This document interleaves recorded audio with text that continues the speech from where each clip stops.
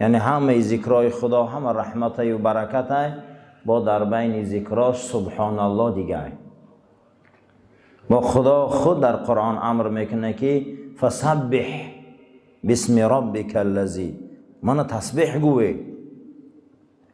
وقتی که آدم در داخل بحر شنا کرد و با در داخل بحر شنا کرد و دست کشید و پا زد، عرب او را میگه یسبحو.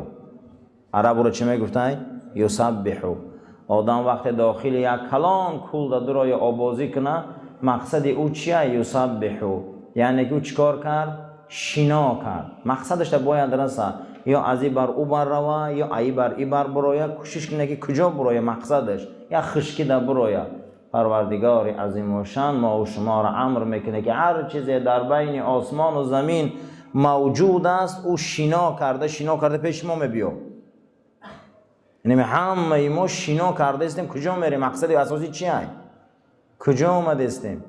کجا میریم؟ ما همه ما چیزی که در دنیا هست خدا امر کرده ایستاده که یسبح لله ما فی السماوات و ما فی الارض. آن چیزی که در آسمان و زمینه این میگه آبازی کرده پیش ما آمده است. گردش ایام، آمدن شبها، رفتن روز. من بهار تمام شد، من زمین تابستان، من کدام تیر ما نمیفهمیم که سرای سیاه سفید شد. این چهره های خوشرو اساسا جینج و پوچاله شده است. همه ما مقصد اساسی ما پیش حضرت دوست رفتیم. این امیر تسبیح میگه در بحر معرفت، در بحر توحیدی، در بحر خدا با تسبیح ها شنا کنی. و یرضا، میگه من راضی میشم که شما. هر کسی که سبحان الله میگفته خدا از او راضی میشه. یاد او، شکر او، تعریف او چی برکتی هست. هیچ محل گمان نکنیم که ما او را یاد میکنیم و در او فایدهش هم دخمونه. با یاد او ما تازه میشیم، او بر وقت تازه. با یاد او ما پره میشیم، او بر وقت پره. او هیچ محل محتاج به یاد کردن ما نیست، ما محتاجیم. ما سبحان الله الحمدلله میگیم تازه میشیم. ما تکبیر میگیم لا اله الا الله میگیم تازه میشیم. ما به یاد او وقتامان ساعتامان صرف میکنیم، صاحب منزلت میشیم. الحمدلله هر یک ساعت با خدا ششتن این برای خما فایده. برایم در اینجا کما یحب ربنا و یرضا، خدا ذکر کننده هاش دوست می داشته. خدا ذکر کننده هاش در حقش میگفته من راضیم اینها، من اینها راضیم. در حدیث شریف جناب پیغمبر صلی الله علیه و سلم آوردگی بدستیان که حضرت فرمودیان یک انسان روزها صدقه و نفقه میتیه، یک آدم روزها ذکر میکنه، کدامش منزلتش بلنده؟ حضرت گفتن که ذکر.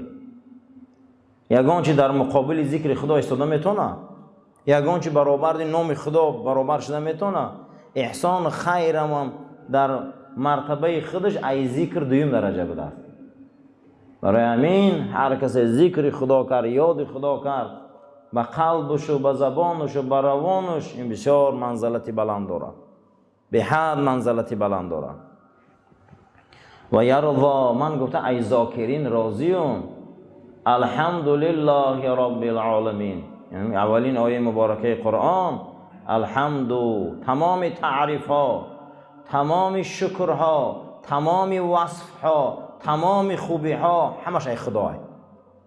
الحمد معنیش همینه، یعنی که هیچ چیز غیر خدا لایق تعریف حق نیست. و تعریف هامونه، تسبیح هامونه، وصف و شکر و یک کس وصف و تعریف میکنیم، میگه خدا را کنه، خدایی که از یک قطره آبی ما را زیبایی داده و اینقدر ما را راست کرده. هیچ کس به این منزلت نمیرسه. لله رب العالمین، او تربیتگر مونه، او را تعریف کنه. حق تعریف و حق توصیف و حق تمام خوبی ها حق او هست. و کما ینبغی لکرم وجهه، حق داره او خدایی که درگاه و حکمت او حرمت داره. و جل ذکره، یاد او چی بزرگه. جلالت او چه عزت داره، بزرگی او چه عزت داره، زیرا که ما را از هیچ چیز خلق کرد. تربیت و اخلاق از همینجا سر می شود. برای چه خدا را حرمت کنیم؟ او رب العالمین است، تربیتگر مون است. اوتر برای چه حرمت میکنیم؟ آخه بیچاره کلاممون کرده، نونمون خرید داده، چایمون داده، لباسمون داده، هیچی نبودیم. برای ما چی محنت عذابای نکشیده. ما به این روز رسیدیم، رهگردان شدیم، چشممون کشاده او را دیدیم، بغلمون کرده، این قدر محنت کرده در حق ما. اگر ناحرمتیش کنی به عاق پدر میشی. آخه نخوا که این قدر خدمت او را در زمین زنی. من آغازی کنم ما هم بچه دار و دخترچه داریم، اما کرمینه هکار چه کلان میکنه؟ اما او کلان شو 18 و 20 شو که گپ گردونه با چه خیلی میشه با جهنم نمیره. با جهنم نمیره که او را ای میده که کلان میکنی. اما خدا را فکر کنیم که در هیچ جا نبودیم خوفمون کرده، هیچی نبودیم چیزمون کرده. چه خیلی که او را به اطاعت نکنیم جهنم نرویم. اطاعتش نکرده جهنم میریم. در دین ما اخلاق ای چی سر میشته؟ تربیت. در دین ما اخلاق ای چی سر میشته؟ تربیت. آخه خدا مربی مونه، تربیتگر مونه. در اسلام حقوق ای تربیت سر میشده. در اسلام حقوق ای چی سر میشده؟ ای تربیت. تربیت کردن در کاره و حق داره که اکنون تربیت او کردگی را چی میکنی؟ جوابش میدهی. این حق در اسلام حقوق ای تربیت سر میشده. در اسلام حقوق ای تربیت سر میشه و حتی که همین خیلی سخت میگیرن که حالی زن نداری باید نطفت تربیت کنی. زن نداری باید نطفت تربیت کنی که نطفه تو باید از حرام پر نشوه. اسلام حالی زن نداری خیلی تربیت میکنی. حالی چوی زن گرفتن اکنون برای انتخاب زن با یک کتابی دیگر، برای انتخابی که تو باید کوشش کنی که حلال خوری حلال پوشی با یک کتابی دیگر، یک کتاب نه صدها کتابی دیگر. یعنی ببینید که اسلام چه دینی بزرگه که حقوق اسلامی ای تربیت سر میشده. چی تربیت؟ او تربیت چیه؟ و صلی الله علی محمد. آمد معلمون اکنون. معلم ما آمد. معلم ما نامش محمد مصطفی بوده صلی الله علیه و سلم. نبی بوده، خبررسان خدا بوده، امی بوده، با خط سواد نداشته. یک نبی امی، نبی که او امی خط سواد نداره، برای ما یک تعلیماتای دادگی که یگان تاش دروغ نیست. این دادی خدا که برادران. بعد خدا آدم تیه به اکادمی و به اونیورسیته هم میداده. خدا اگر آدم تیه نخونده هم میداده. یک آدم صحبت میکنه که چه خیلی آخی خدا در چه خیلی علم ای رسول الله میدونه یگان جا رو نخونده. ای کجا میدونه او؟ چه خیلی دوای میگذشته. حتی که شبی سوره اقرا نازل میشوه تربیت بینی. در غار حرا حضرت شتگی بودن که اولین مراتبه با کی خوردن در همونجا سوره اقرا نازل شدند. جبرائیل امین. حضرت چیکار کردن؟ جبرائیل امین قچاق کردن. 3 مراتبه حضرت جقیدن، فشار دادن، گفتن اقرا بسم ربک الذی خلق، بخون. گفت من خواننده نیستم، آخه نمیتونم، من ایودش نمیبرم، من یگان جا نخوندم، من علم ندارم، سواد ندارم، مکتب ندارم، مدرسه ندارم. آخه با حضرت آغوش کردن، جقیدن. حتی که حضرت گفتن که همون تا سخت جقید مگه گمان کردم ایهوش میرم. جناب پیغمبر 3 مرتبه قریب ایهوش رفتم. اکنون در ان همین جقیدن از هوش رفتن حضرت در علم لدونی خدا گذشت. میگن چه خیل از یک کامپیوتر کلان من در 15 دقیقه در یک فلش میگیرم شد. در 15 در 5 دقیقه میگیری ازی. با قوت‌ترین کتابخانه های دنیا رو در یک فلش میگیری ازی. در یک دیسک میگیری که مخلوق اکنون یا چی اختراع کرده، یا خلق کرده، یا چی آفریده، ایش در ایش هزارها کتاب در یک فلش میگذاره که تو نیسته پروردگار پیغمبرش علم گذرونده نمیتونه. این نمیده حیران میشه چی من نمیتونه، قدرت نداره که علم گذرونده او. اگه مخلوق میتونسته یا دیسک ده 100,000 کتاب جا کنه، اما رسول الله جا کرده نمیتونه. خدا خالق ما نمیتونه این کارا کرده. البته شبی انامو غار هیرا که 3 بار آغوش کرد جناب پیغمبر جبرائیل امین، این علم الهی گذشت حضرت ده، علم گذشت، پر شد وجودش. برای همین معلم تربیتگری ما در این زمین و صلی الله علی محمدین، درود به اندازه بر اون محمد صلی الله علیه و سلم، پیغمبر امی که خط سواد نداره اما دنیا امروز از حضرت گپ میزنه. نگار من به مکتب نرفت و خط ننوشت، او مکتب نرفته خط ننوشته، حضرت حافظ میگه، نه که هزارها مدرس معلم شد. و آله بر خاندانش، به ازواجش، به زنهای پاکدامنش، و صحبه با صحابگان بزرگش، و سلم سلامی با برکت، تسلیما کثیرا سلامی با برکت و درود و رحمت بسیار تا روز قیامت باد. خرج الامام احمد من حدیث حنش صنعانی عن ابن عباس رضی الله تعالی عنه. امام احمد در مسندش آوردگی بود از حدیث حنش از قبیله صنعان از عبدالله ابن عباس. عبدالله پسر عباس این فرزند امکی رسول اکرم های، امک بچن حضرت قطی شاهی مفسرا های گفتن کنت ردیف نبی صلی الله علیه و سلم، من از قفای شتور یا اسب و یک روایت یا خر در قفای پیغمبر قنجقد سوار بودم. ابن عباس یا شکک بدیان از قفای رسول اکرم سوار شدگی میان پیغمبر خدا را قویدگی بدیان. من ردیف رسول اکرم بودم گفته است، از قفای پیغمبر در یک الاغ خر سوار بودیم. فقال حضرت گفتن یا غلامو او فی روایتین یا غلیمو، ای پسر بچم، ای بچه حکیمم. هم خلق گپ میگن که ای بچه حکیم گپ گوش که ای فرزنده که من بچم. الا اعلمک کلمات ینفعک الله بهن، یادو کلمه تعلیم تیم که پگه بسیار از جانب خدا فایده های کلان در حق تو میرسه. یادو وصیتت کنم، یادو وصیت فایده بخشت کنم که خداوند با واسطه این نصیحت های من ترا پروردگار چی تیا منفعت و برکت تیا. فقلت بلا یا رسول الله، گفتم بله پیغمبر خدا. گفت احفظ الله یحفظک، قانون خدا را قبول کن، قانون خدا را دوست دار، گپی خدا را گیر، خدا گپ میگیره. امروز چو ما را کارمون پیش نمیره آخی، ما گپی خدا را گوش نمیکنیم و میگیم چو در توپیکیم و چو در اینیم و چو در اینیم. وصیت رسول اکرم در یک کودکه که 7 ساله، عباس بچم احفظ الله، خدا را حرمت که خدا حرمت میکنه، خدا را گپش گوش که خدا گوشت میکنه. آخی گپ خدا امروز 6666 آیت قرآن های، زیاده ای 600,000 حدیث های مبارک رسول اکرم های. اینا گوش کن، گفته گپ تا گوش کنه، او گوشش نمیکنه، ای کجا گپ تا گوش کنه.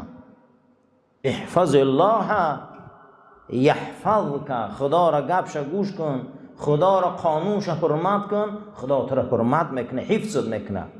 احفظ الله تجده امامک، خدا را وقتی که تو قانونش گوش کردی او در پیش توی. الحمدلله بعد قانون خدا را گوش میکردی خدا در پیشت بده دیگه. او را تا هر جا دیده استی، در همه جا او شاهد و حاضر و ناظر ای، او در دلی تر گوش میکنه. تو قانونش گوش کن، او در پیش توی. او در نظر ما میتوه که او دور در کجای غیب زندگی ای. نحن اقرب الیک من حبل الورید، ای رگای دل تونم به تو نزدیک میگه بنده، ای رگای دل به تو نزدیک میگه، من درد تو را گوش میکنم. و اذا سألک عباد عنی، وقتی بنده ها من میپرسن فینی قریب، من در پیشون چیشتم، رحمتی من در پیشونه، من قریبم. این بین و اذا سألک عباد عنی فینی قریب، من نزدیکم. چیکار میکنم؟ این نزدیکی چیه؟ اجیبو دعوت الداع، من او خواهش دعاهای او را قبول میکنم، مستجاب میکنم. او چی خواهشه که دارن من اونها را گوش کرده استم. وقتی که او من التجا میکنم آمین میگم، من قبول شد میگم. اجیبو دعوت الداع اذا دعان، وقتی اونها من خواهش میکنن دستاشون طرف من میبردارن نیایش میکنن، من برای اونها از رگای دلشانم نزدیکم. نحن الیک، من با شما نزدیکم، من حبل الورید. آقا برای ما دیگه دوست چی در کار بوده وقتی اون نزدیک باشه؟ دوستی نزدیک بوده. خیلی دوستی دنیا یا سلام علیک یا چای خیری میله، لیکن دوستی حقیقی به ما نزدیک بوده. پیامبر گفت عباس بچم احفظ الله تجده امامک، تو اگر خدا را قانوناش حرمت کنی که او را در پیشت میابی. در یک روایت آمدگی بوده است که هر کسی خدا را یاد میکرده، هر کسی پروردگار را یاد میکرده، اگر در مشکلی دچار میشده، در آفت می اومده، حدیث در امام ابو داوود میگه وقتی میغلطیده صدا میکرده، عرش خدا و ملائکه میفهمیدن، میگن صدای آشنا، این صدا را ما میشناسیم. بعد از او امر خدا میشده که پیشش روی تتنزل علیهم الملائک، پیشش روی فرایی که او در مصیبت آمده، بچه‌ش دخترش زنش دست داده، سلامتیش دست داده، آزادیش دست داده، اکنون نیرو تیشه، قوت تیشه، بردارشه. چرا آن روز در جنگ بدر 3.5 تا 5,000 ملائکه آمد؟ برای آن که اونها صدای آشنا بدن نزد خدا. حضرت میگه عباس اگر تو خدا را حفظ کنی، گپش گوش کنی کو تجده امامک، در پیش نستاده او و ای تو دور نیست، تو نزدیکه. فقلتو تعرف الی الله فی الرخاء یعرفک فی الشدة، خدا را در کشاده حالی بسیار یاد کنی، او شما را در تنگی های زندگیتان از مشکلاتان نجات میتید. شما در کشادی او را یاد کنی، شما در کشادی او را یاد کنی. ملائکه‌ای به دستیان که وقتی آدم در شدت و وزبینی میغلطیده، همین قد داد میزده، میگه آوازش نمیشناسه، موقع در کشادی یگان چی نگفته بود، نو آمده، انا که کار این نو سر میشوه. همورم نالیش گوش میکردیانو میگه ناشناس. اگر از یه آدم ما شناسیم صداش بلند برایه، اینامی صداش دویده پیش میریم که فلانی داد زده است. تو خدا را در حالت رخا کشاده حالی شناس، او را ذکر یاد کن، او را عبادت کن، از او طلب کن. یعرف که فی شدتی یا شدتی، او تو در وزبینی ها دسته میگیره، تو را میشناسه او. و اذا سألت فاسأل الله. عباس بچم همین چیزی را میپرسی ای خدا پرس، هیچ مخلوق تا گدایی نکن. مخلوق دا او برو شوخی، همین گدا شدی گدای درگاه همون شو. چیزی را میپرسی از همون پرس، علم میپرسی، پول میپرسی، مال میپرسی، زندگی میپرسی، چیزی میپرسی ای هوای پرس، برای که وای در یگان جا سیری تر گپ نمیزنه وقتی میپرسی. اما ای مخلوق که پرسیدی این در حال ده همه جا آشکارش میکنه. عباس بچم چیزی که میپرسی ای خدا پرس، چیزی که میپرسی از پروردگار پرس. و اذا استعنت فاستعن بالله، وقتی یاردم هم طلب میکنی از خدا یاردم طلب کن. این عقیده درسته، این عقیده استواره، این تعلیمات رسول به سوی کودکان. در 7 سالگیش که در 10 سالگی ابن عباس جناب پیغمبر دنیا گذاشتن، اگه باید کلانا یاشا رو چی نصیحت کنن، یاد گیرن که نصیحت آخی بین چه خیلی نصیحت میکنن یاشا کارا. چیزی که میپرسی ای خدا پرس، یاردم طلب میکنی از خدا یاردم طلب کن. قد جف القلم بما هو کائن. عباس بچم قلم خدا خشک شده تا روز قیامت، چیزی که در تقدیرت نوشتگی باشه تو را میبینی. اوه جای گریز نیست دیگه. تو فقیر میشی، تو کمبغل میشی، تو زیغ میشی، تو مسافر میشی، تو مهاجر میشی، تو بالا میری پایان میری، وای بر وقت نوشتگی ایده ایمان بیار. چیزی را که نوشته باشن او را میبینی، چیزی را که میبینی او را قسم به خدا نوشتگی هم. یگان این ای برنامه خدا بیرون نیست. برای این برادرها همه ما در نصیحت کرده است. ابن عباس میدهک به دستیان قلم به بر وقتی خشک شد. بچم عباس تو دیگه پا نزن، چیزی که تا قیامت در حق تو در زندگی نوشتگی تو او را میبینی ایوای زیاد دیگه نمیری، او در وصف تقدیری تو بده. تقدیر حقه برادرها، همه مانده. کسی ایمانی به تقدیر نیکی و بدی نداره وای ای اسلام میبرو، تقدیر حقه، او را تو میبینی. فلو ان الخلق كلهم جميعا ارادوا ان ينفعوك بشيء لم يقضيه الله لم يقدروا عليه. اگر مردم با پرگی این سیاره جمع شود که در تو یاردم میرسه، خدا اگر نخواه، خدا اگر من او را تقدیر کردگی نباشه، تمام سیاره خیزن در تو یاردم کرده نمیتونم. اگر خدا تقدیر کرده باشه که تمام کار رو میبینی. اگر یک انسان منحشه ببندن کو، اگر 7 میلیارد اهالی بیایی که وی زنده کرده نمیگرده دیگه، میره تمام میره. حدیث امام احمد روایت کردیم. این دوامی در درس اخلاقیات مونه بفضل الله با این حدیث دراز صحبت میکنیم. با هفته دیگر درباره اخلاق و تربیت درباره زمینه های او ان شاء الله با بحثمون دوام میتیم. اللهم ربنا آتنا فی الدنیا حسنة و فی الآخرة حسنة و قنا عذاب النار و صلی الله تعالی خیر خلق محمد و علی اصحاب اجمعین آمین یا رب العالمین. صفات